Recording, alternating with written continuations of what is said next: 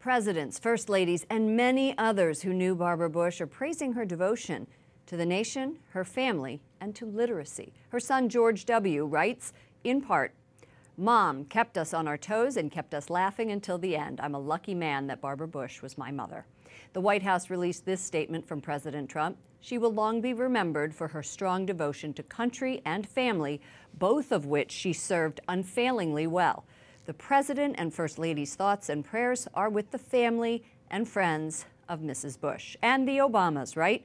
Barbara Bush was the rock of a family dedicated to public service, and our thoughts and prayers are with both presidents and the entire Bush family. Before she passed away, her husband called Barbara a rock in the face of her failing health, worrying not for herself, thanks to her abiding faith, but for others.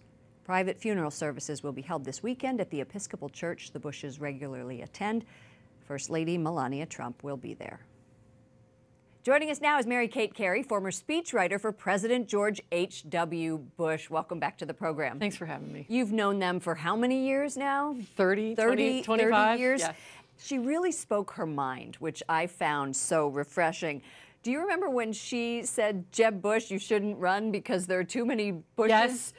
Remember that? Run, right? Yes. Who does that? What kind of mother does that? Yeah, I heard a story this morning that she walked into Walker's Point and George W. Bush was lounging around and had his feet on a coffee table, and she said, "Get your feet off the table." And he said, "I'm President of the United States. Aren't I allowed to have feet on the table?" And she said, "Not in my house." There you go. Right. This is why people love her. That's it. The realness of her. Yeah. Not only did she speak her mind, but she had great faith.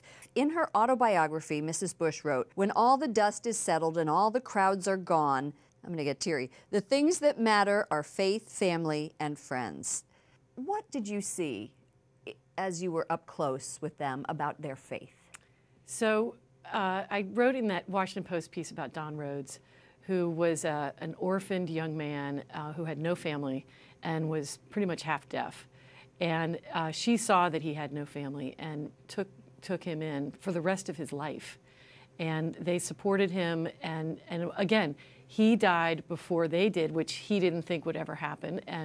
And they scattered his ashes at their gravesite. So when she is buried on Saturday, she'll be next to Robin and she'll be amidst Don Rhodes' ashes so that they could be together. And to me, I've heard so many stories lately about her generosity, her compassion, and it all came down to broadening her definition of family.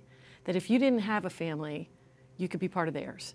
And that is quite a family to open the doors to. And how lucky were those people that got taken in by the Bushes? There's so many stories of people who were taken in by them, and that to me is her faith in action. Before we go, I have to talk about their love story. They were so in love. He was there holding her hand when she died.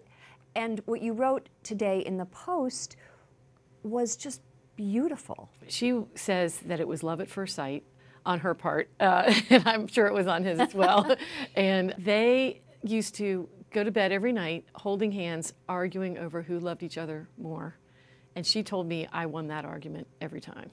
She was very, very protective of him. She moved their family 29 houses in 17 states with 6 children, 5 of whom survived. And all of those children turned out spectacularly. And I think it's a great love story of her devotion to him that she was able to do that while he had these spectacular jobs that allowed him to become President of the United States. It's one of the great love stories in American history. You know, they beat the record set by John Adams and Abigail Adams. The Bushes are now the longest married presidential couple in American history, 73 years. And the Carters are close, but the Bushes are in first place.